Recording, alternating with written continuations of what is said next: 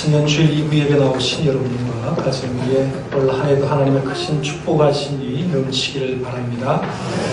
지난해 12월 5일부터 7일까지 우리 노예 수성시 차례에서 일본 기독교 성지를 방문한 적이 있습니다. 우리 교회도 제 가정과 우리 손자녀 가정 두 가정이 함께 참석했는데요. 아마 일본 기독교 성지를 간다고 했을 때 성도님들은 굉장히 좀 의아스럽게 생각했을 겁니다. 일본은 신사의 나라고 우상의 나라인데 어떻게 일본에 기독교 성지가 있냐라고 그렇게 생각했던 분들이 많을 겁니다. 일본에 복음이 전파된 것은 1549년입니다. 포르투갈 예수의 소속 프란시스코 자비에르 선교사님이 일본 최남단 가고시마의 상륙함으로 복음 전파가 시작되었습니다. 1549년 시작한 복음 전파가 1630년까지 약 100만 명의 일본 사람들이 세례를 받았다라고 얘기를 합니다.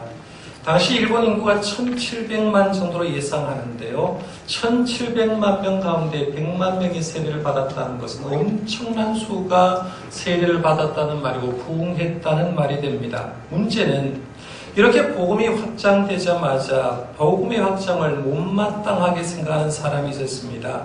당시 일본 천하를 통일한 토요토미 히데요시, 우리가 늘 얘기하는 풍신수기라는 사람이 일본 천하를 통일을 했는데 기독교의 확산을 보니까 못마땅하는 겁니다. 서양 제국의 침략에 대한 두려움이 있었고요. 기독교가 일본 통치의 이념에 부합되지 않는 점도 있었고, 일본 기독교 신자가 신사의 불각을 파괴했다는 점도 있었고, 선교사들이 일본에 들어온 것은 일본 스파이로 들어왔다고 생각하고 그때부터 박해를 하기 시작합니다. 1549년에 이제 가고시마에 상륙한 복음이 확장됐는데 1587년 풍신수길은 선교사를 추방하게 됩니다. 그러나서 우리가 잘 아는 1592년 우리나라가 늘 얘기하는 임진왜란이 일어나죠. 임진왜란이 일어나게 되고 그때 알듯이 풍신수길이 우리나라를 통해서 중국 지방을 다 점령하려고 했습니다. 임진왜란 당시에 지난번에 제가 설교를 하면서 장군 중에 한 사람이 기독교인이 있었다라고 제가 설교한 적이 있는데 이미 그 전에 기독교가 들어왔기 때문에 가능한 얘기입니다. 1592년에 풍신수길은 금교령을 내립니다. 전도하지 말라고 금교령을 내리고 대표적으로 26명의 사람들을 순교를 시키고 1614년 덕천가강이라는 사람이 금교령을 내리게 되고 나가사키 지방의 교회를 엄청나게 박해를 합니다. 그렇게 박해를 하다가 1889년 제국헌법을 발표하게 되고 신앙의 자유를 드디어 선언을 하게 됩니다.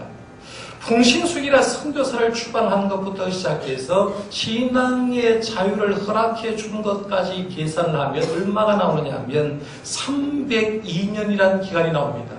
302년 기간을 통해서 이 풍신수기로부터 시작해서 엄청난 기독교인의 박해를 하게 되는데요. 이 풍신수기가 금교령을 내리고 나서 26명을 순교를 시키게 되는데 이 26명의 기독교인 가운데는 6명의 선교사가 있었고요. 20명의 성도가 있었습니다. 26인 성인 기념비에 가서 지금 사진을 찍은 건데요. 26명의 동상을 쭉 세워서 이제 기념비에 놨는데요. 이 26명의 사람들이 신앙생활을 하다가 기독교 신자들에서 체포가 되었습니다. 기독교를 박해를 하는데 어떻게 박해했느냐면 26명의 사람들을 이 교토와 오사카에서부터 시작해서 나가사키까지 1000km 정도가 되는데 이 사람들을 이제 나가사키까지 옮기는데 그냥 옮긴 게 아니라 길을 비워버렸어요. 전부 다 길을 베우고 코를 베어버렸습니다. 코를 베고 길을 벤 상태에서 1000km를 옮기니까 동네 사람이 지나가는 데마다 사람들이 보면서 저 기독교인들이 저렇게 핍박을 받는구나 생각하면서 예수를 믿으면 저렇게 되는구나 라서 겁주려고 그렇게 하는 거죠.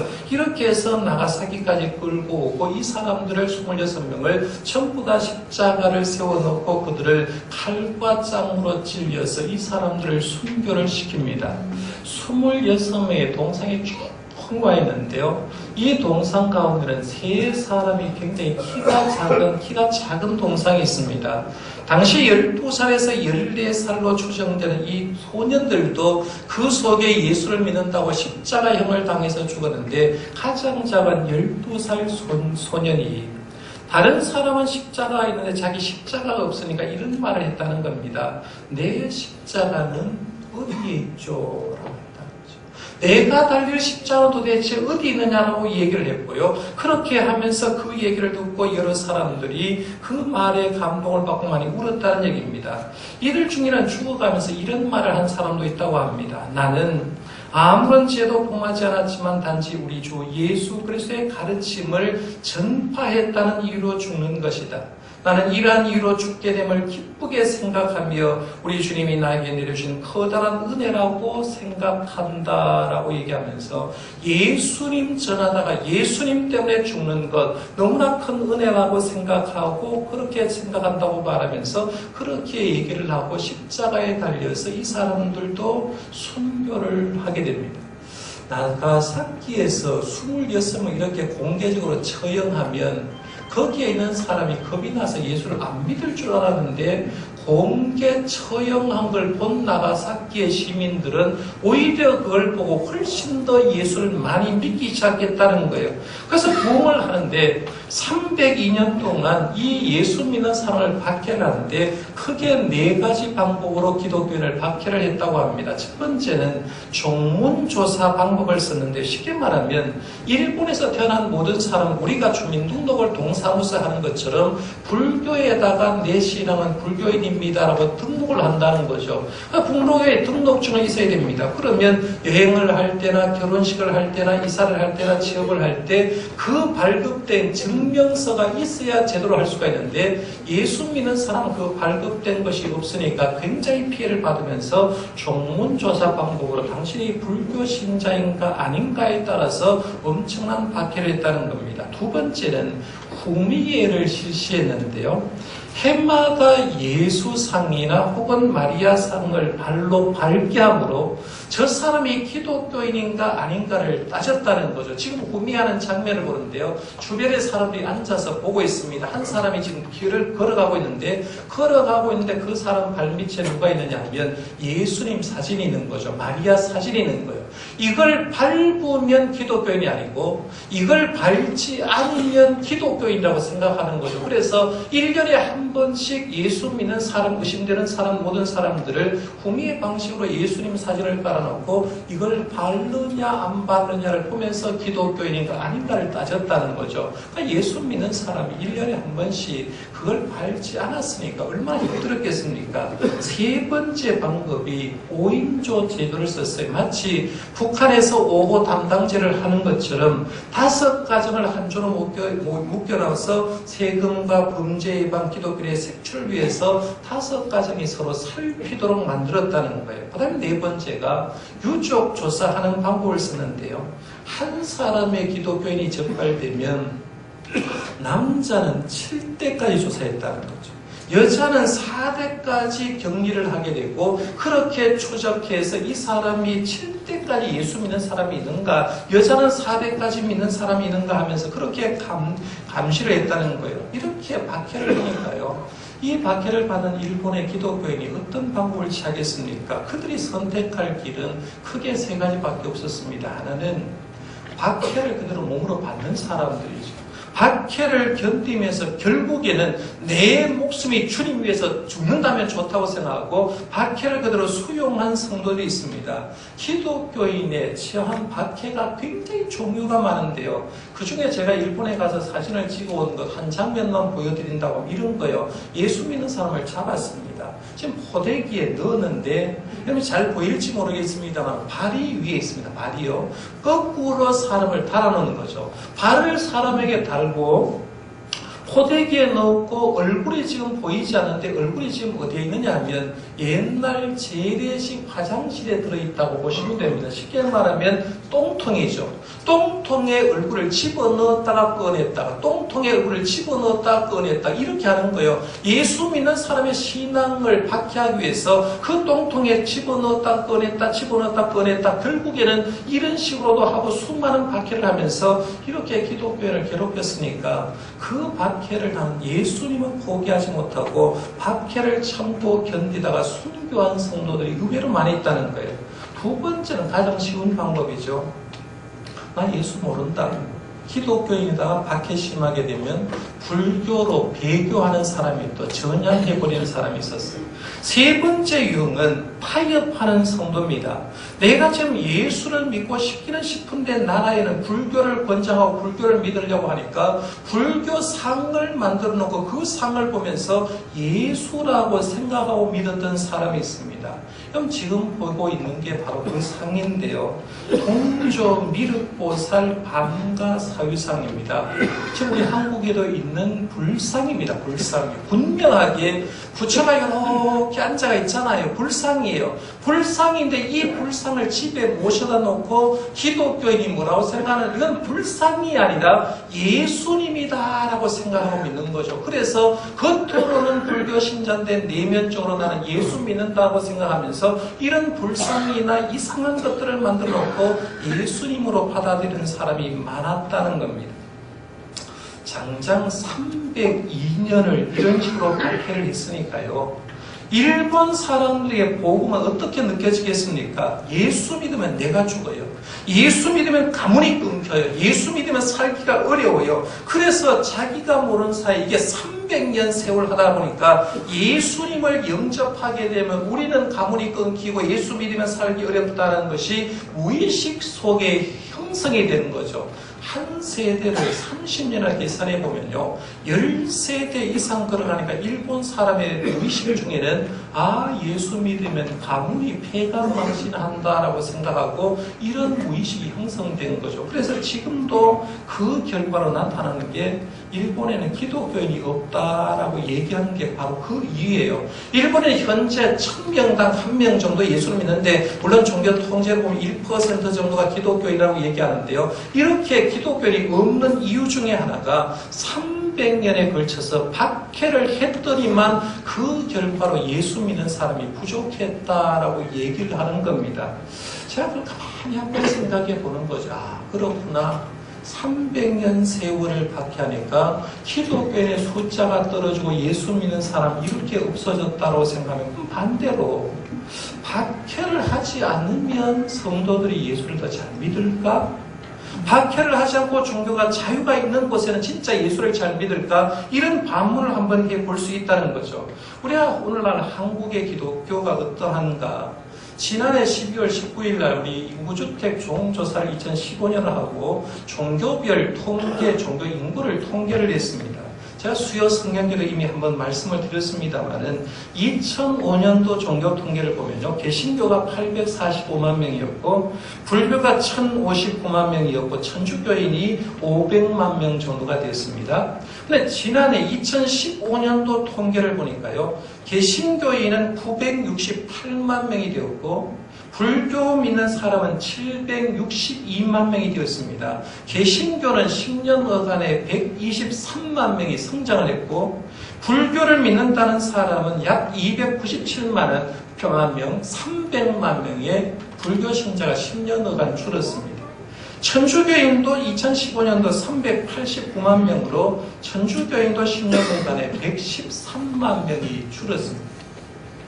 보통 우리나라는 불교의 도시다라고 했고 불교의 나라라고 그동안 생각했습니다. 그런데 우리 한국에서 종교 인구를 조사하고 처음으로 나타난 현상이 뭐냐면, 이제는 우리 한국의 1위 종교는 개신교가 된 거죠. 개신교인이 968만 명이 되었는데요. 불교 인구를 206만 명이나 추월하고 있다는 거죠. 그래서 명실상부하게 대한민국의 대표 종교는 기독교인이 되었다고 말할 수가 있습니다.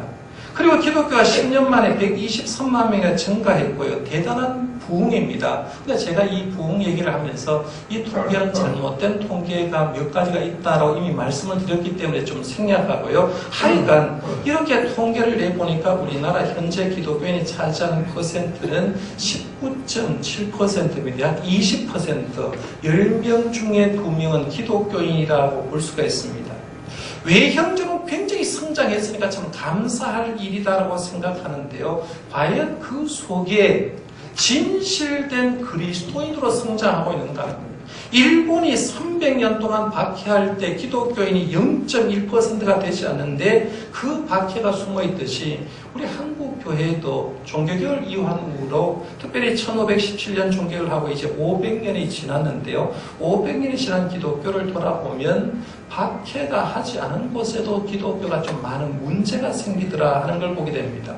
우리 한국 교회도 이제 133년 정도가 되었죠. 복음이 들어온 지 133년이 되는데 약 19.7% 968만 기독교인의 외형적인 성장이 있다고 하지만 들어가 보면 좀 문제들이 있다 하는 걸 보게 됩니다. 이런 문제죠.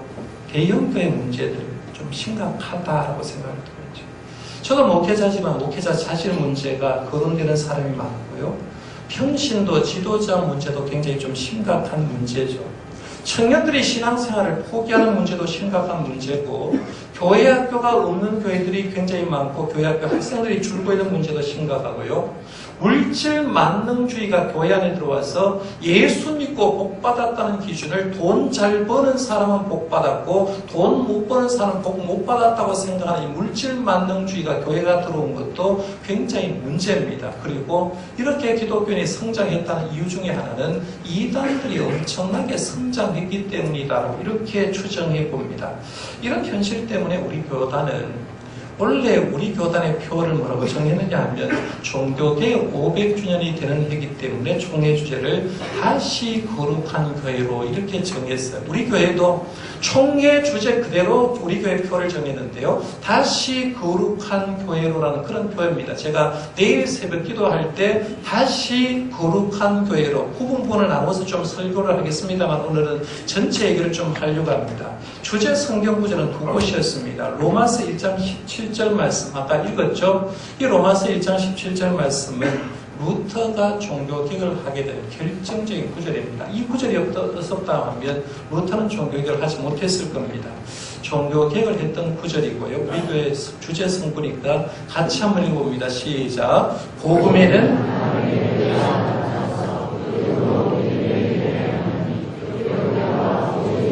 믿음으로 말미암아 살리라 함과 같으니라. 아멘.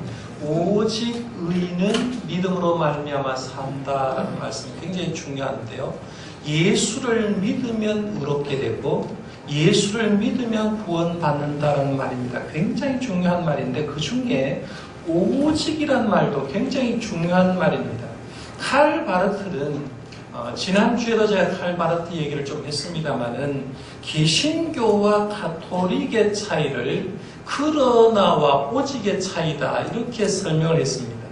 가톨릭은 하나님의 말씀을 믿음의 첫 번째 법칙이라고 얘기하지만 개신교는 믿음이 유일의 법칙이라고 얘기를 한다고 첫 번째 얘기를 했고요. 두 번째는 개혁자들은 오직 믿음이라고 하지만 가톨릭에서는 그러나 행위를 통하여서도 구원받을 수 있다라고 얘기한다는 겁니다. 우리는 오직 성경이라고 얘기하지만 가톨릭에서는 그러나 교회의 결정과 교황의 말도 성경과 같은 권위를 가지고 있다라고 말하면서 성경 외에도 교회의 결정과 교황의 말도 하나님의 말씀으로 지금 받고 있다는 얘기입니다. 네 번째, 우리는 오직 그리스도라고 하지만 가톨릭에는 그러나 성모를 통하여서 구원받는다고 하는 성모 구원설도 있다는 얘기입니다. 다섯 번째, 우리는 오직 하나님께만 영광이라고 하지만 가톨릭에는 그러나 교황도 영광의 대상이 된다라고 말하면서 교황도 전 세계 다니면서 하나님의 위치에 있는 걸 보게 됩니다. 우리 종교 개혁을 했던 개혁자들은 오직 믿음, 오직 성경, 오직 그리스도, 오직 하나님께 영광, 그리고 오직 하나님의 말씀, 오직 성경이라고 얘기하는데 가톨릭에는 그것을 가지고서 얘기를 하면서 그러나 또 뭐가 있다라고 이렇게 얘기를 한다는 얘기입니다. 근데 루터가 깨달은 건 그게 아니에요. 오직 의인은 믿음으로 말미암아 산다. 내가 예수 믿으면 구원받고 내가 예수 믿으면 하나님이 의롭게 해주는 줄 믿으시길 바랍니다. 이게 의신칭의의 교리라는 거예요. 그러면 두 번째 구절을 한번 보겠습니다. 레위기 19장 2절 말씀인데 역시 이제 주제 성부니까요. 같이 한번 읽어보겠습니다. 시작. 너는 이스라엘 자손의 온 회중에게 말하여 이르라. 너희는 거룩하라. 이는 나 여호와 너희 하나님이 거룩함이니라. 아멘. 이 9절은 믿음으로 거룩해진 성도가 무엇을 구해야 될지를 얘기하는 거죠.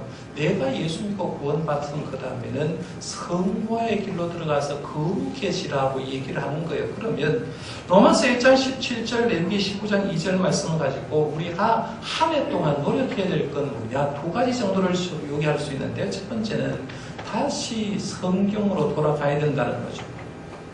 사람 마음 바꾸고 싶잖아요. 여러분 마음 좀 개혁되고 싶잖아요. 교회도 좀 개혁하기를 원할 겁니다. 그런데요, 개혁은 내 마음의 개혁도 교회의 개혁도 내 생각대로 잘 안 됩니다. 왜냐하면 내 생각이 완벽하지를 못하고요, 내 생각은 오래 가지도 못합니다. 오늘 여러분 마음 먹었다가 내일이나 한 주일 뒤에 뭔 생각할지 몰라요. 사람은 바뀐다는 거예요. 그런데 개혁으로 돌아갈 수 있는 방법, 해답은 오직 어디 있느냐 하면 성경밖에 없다는 거예요. 내가 성경에 들어가면 나는 개혁이 돼요. 내가 성경을 보면 개혁이 되고, 교회가 성경으로 돌아가면 교회는 개혁이 되는데, 오직 성경으로 돌아갈 때만 개혁의 역사가 일어나는 거예요. 남유다 16번째 왕이 요시야 왕인데요, 요시야 왕이 성경 말씀이고 하나님 보시기에 정직하게 행했다라고 하는데, 그가 그렇게 된 이유는 하나님의 말씀 두루마리 발견 때문에 그렇습니다. 성전을 수리하던 중에 모세의 율법칙을 발견하게 됩니다. 아마 신명기의 말씀을 발견했을 거라고 생각하는데요, 제사장 hilki야가 성경 말씀을 발견하고 서기관 사반에게 두루마리 성경을 갖다 줍니다. 서기관 사반이 두루마리 성경을 갖고 요시야 왕이 듣는 앞에서 성경 말씀을 읽어가는데, 성경 말씀을 요시야 왕이 들으면서 그 자리에서 옷을 찢어버렸어요. 우리 사람이 옷을 찢는다는 말은 회개한다는 말입니다. 철저하게 회개합니다. 그리고 그 말씀 따라 파격적인 개념을 따랐는데, 우상 종교를 버리고 바알과 아세라 같은 우상을 타피하고 일월 성실을 다 버렸습니다. 그리고 온전한 예배 생활을 회복하게 되는 거죠. 그러니까 나중에 요시야 왕에 대해서 성경은 이렇게 평가합니다. 열왕기하 23장 25절에 보면 요시야와 같이 마음을 다하여 뜻을 다하며 힘을 다하여 모세의 모든 율법을 따라 여호와께로 돌이킨 왕은 요시야 전에도 없었고 후에도 이와 같은 자가 없었더라라고 말하면서 말씀이 그 속에 들어가서 개혁했더니만 이런 사람 같은 사람이 없었다라고 평가하는 거죠.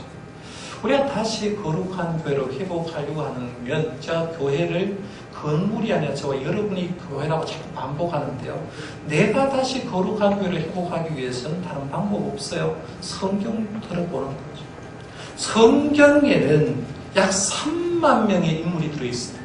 3만 명의 사람들. 그러니까 여러분이 보는 책 가운데 어떤 책이라도 가장 많은 사람 이름이 들어가 있는 건 성경밖에 없어요. 성경에 약 3만 명의 사람이 들어가 있는데, 그 성경의 3만 명 가운데 우리에게 구원을 줄 이름은 딱 하나, 예수 그리스도밖에 없는 줄 믿으시기 바랍니다. 그 예수님을 내 속에 영접하면 내 삶이 바뀌어지는 거죠. 우리 장로교 신조 12가지 가운데 제1조 여러분 잘 압니다. 신구약 성경은 하나님의 말씀이니 신앙과 행위에 대하여 정확무한 유일의 법칙이다라고 하는데, 내가 예수를 믿는 것, 신앙하는 것, 내가 예수 믿는답게 사는 것, 행위의 근거를 어디에 두느냐 하면 성경 속에 둔다는 거죠. 그러니까 성경이 있는 사람은 신앙생활을 바라할 수 있고, 성경이 있는 사람은 행위를 바라할 수가 있는데, 성경이 없는 사람, 그 사람은 신앙도 행위도 제대로 할 수 없다는 거죠. 그러니까 우리가 해야 될 건 성경으로 돌아가는 거예요. 그 방법밖에 없다는 겁니다. 두 번째는 성도라고 우리 교회에서 얘기를 하는데, 그러면 내가 진짜 성도가 되기 위해서 노력할 필요가 있습니다. 레위기 19장 2절에 보면 하나님이 내가 거룩하리라고 얘기하면서 너희도 거룩하라라고 얘기를 했고요. 베드로전서 1장 15절 말씀에 봐도 오직 너희를 부르신 거룩한 이처럼 너희도 모든 행실에 거룩한 자가 되라라고 했습니다. 지금 유대 사람들은요, 코셔 음식을 먹습니다. 코셔 인증 제품이 찍혀 있는 걸 가고 먹는다는 거죠.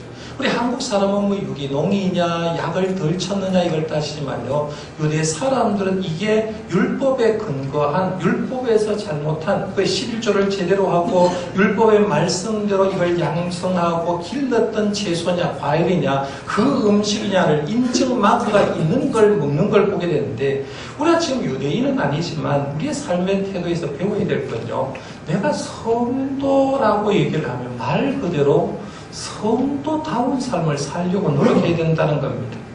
눈으로 보는 것도 성도다운 걸 봐야 되고, 귀로 듣는 것도 성도다운 걸 들어야 되겠죠.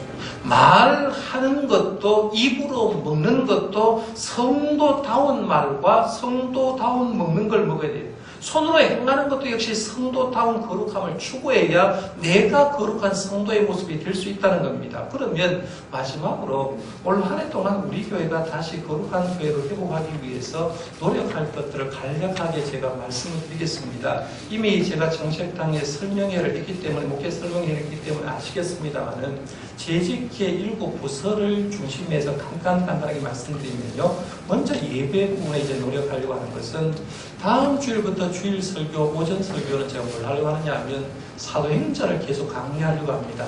그럼 다음 주부터 오면 다른 거 찾을 필요도 없고, 사도행전 지난주에 봤던 성경 계속 이어서 올 한 해 동안 사도행전을 강의하려고 합니다. 이유는 사도행전에 보니까 진짜 주님 거룩한 모습이 보이거든요. 성령 충만한 교회의 모습도, 선교하는 교회의 모습도, 진짜 아름다운 교회의 모습이 보이기 때문에 사도행전 같은 그런 초대교회의 모습을 회복하기 위해서 주일 오전 예배 때는 사도행전을 강의하려고 하고요. 수요 성령 기도회 때는 우리가 루터가 95개조 반박문을 가지고 반박했다고 얘기하는데, 그 반박문이 도대체 뭔지, 그리고 반박문을 통해서 우리는 회개해야 될 게 뭔지 다시 한번 점검해보는 설교를 하려고 합니다. 그럼 세 번째는, 그동안에는 가정예배안을 열어보면서 가정예배를 드리다라고 했는데, 제가 지난주에도 부교육자에게 굉장히 뭐라고 나무란 게 뭐냐면, 부교육자도 가정예배 안 드리면 누가 성도가 드리냐고 굉장히 뭐라 하는 적이 있어요. 가정예배 상에 왜 부교육자가 없냐고 뭐라 했는데, 제가 부담을 너무 주는 것 같아서 원래는 가정예배를 없애고 주간 성경 공부를 만들었습니다. 여러분 개인적으로 할 수 있는 걸 했어요. 그래서 저희 가정은 어제 저녁에 가만히 생각해 보니까, 가정 예배 드릴 때 요 성경을 한 장을 읽는 거죠. 그리고 같이 문제를 한번 풀어보는 겁니다. 개인적으로도 좋고 가정적으로 같이 문제를 풀어서 10문제가 아마 나오면 10문제의 답을 한번 써보는 거예요. 그리고 그 답을 교회에서 제출하면 교회에서 채취해서 드리는 걸로. 그러면 올 한 해 사도행전 28장하고 누가복음 24장 52장이 되겠습니다. 52장을 이제 공부를 하려고 하니까요, 개인적으로도 좋고 가정적으로 좋고 성경 공부를 합니다. 주보에 있으니까 올 절치를 하셔서 다음 주 오실 때 성경 공부날을 내주시면 좋겠고요. 그 다음에는 권사 찬양대를 신설했습니다. 은퇴하신 권사님, 시무 권사님, 찬양대 앉을 힘만 있는 분들 다 가서 앉으시길 바라고, 오늘 우리 할렐루야 찬양대가 제가 우리 교회 오고는 최고 많은 수가 지금 앉았고 찬양대를 제일 좋아하는데요. 계속 좀 잘해주시길 바랍니다. 안 할래요? 끝날까지 12월 마지막 주까지 그 자리 지켜주시길 바랍니다. 그러면 예배 부분은 성공할 것 같아요. 두 번째, 교육 부분입니다. 교육 부분은 올해가 종교개혁 500주년이기 때문에요, 10월 한 달 동안은 종교개혁 500주년 특강에 달하겠습니다. 그래서 10월 한 달 동안 4주는 신학대학교 전문 교수님들을 모시고 종교개혁에 대한 모든 얘기를, 종교개혁자들은 가정생활을 어떻게 했는지, 그 다음에 어떻게 개혁을 했는지, 성경을 어떻게 봐야 되는지 좀 생각하려고 하고 있고요. 그 다음에 아까 말씀드렸던 교육 부분은 중고 청년부를 일본 기독교 성지에 한번 보내려고 합니다. 한 30명 정도 예상하고 있고요. 비용 한 70만 원 정도 드는데 교회에서 35만 원 반액은 지원해서 한 30명 보낼 예정입니다. 갈 청년들, 중고등학생들은 자기가 35만 원 지금 준비하셔야 될 겁니다. 미리 준비하시고요. 2월 달쯤 되면 아마 참가 신청서를 받을 예정입니다. 세 번째, 선교 부분은 국내 해외 선교사를 지원하고 있습니다. 한 달에 지금 287만 원을 지원하고 있고요. 해외 예배당 건축을 지속적으로 실시하는데 인도에 지금 3개를 하고 있고 인도네시아에 2개가 진행되고 있는 중입니다. 전도 부분을 가면 전도 예산은 좀 느렸고요. 그 다음에는 2월 중에 23개 구역장 헌신 예배를 하려고 합니다. 제가 목회를 해보니까요. 구역장만 제대로 해주면 교회는 부흥합니다. 지금도 23개 구역 가운데 구역장이 잘하는 구역은 구역이 부흥하고 있거든요. 그래서 이 2월 중에 2월 아마 세 번째 주 될 것 같은데 헌신 예배를 드릴 때 구역장을 사진을 막 띄워드릴 겁니다. 그래가지고 경쟁 아닌 경쟁을 해서 연말이 되었을 때 23개 구역이 부흥되는 역사가 일어나기를 바랍니다. 그래서 구역장님 헌신 예배를 드리고요. 그 다음에 5번째 재정 부분과 6번째 관리 부분을 보면 우리 건강제락 캠페인을 계속하고 90% 재정 쓰기 운동 또 대예배실 우리 찬영대가 저렇게 잘하는데 아마 지금 녹화를 못하고 있어요. 그래서 녹화할 수 있는 영상 음향을 보완하려고 하고 있고요. 그 다음에 7번째 마지막으로 친교 봉사 부분은 원래 이제 정동 한마당 축제 전교인 수련회 하는 현대에 8월 달에 1박 2일입니다. 하루는 주일날 전교인이 교회에서 수련을 하고 월요일에는 갈 수 있는 사람들이 기독교 성지와 문화 탐방을 제 전교인이 가서 이제 할 예정입니다. 이런 식으로 교회를 꾸려나가려고 하니까요. 올 한 해 동안 여러분 개인적인 면에 이렇게 생각하는 거죠. 내가 교회인데 내가 거룩한가 물어보는 거예요. 우리 교회가 하나님의 가운데 부흥하고 있는데 진짜 우리 교회가 거룩한 교회인가 한번 물어봐서 저와 여러분이 올 한 해 노력해야 될 건 다시 거룩한 교회를 회복하기 위해서 함께 노력할 수 있는 저와 여러분들 되시기를 바랍니다. 기도하겠습니다.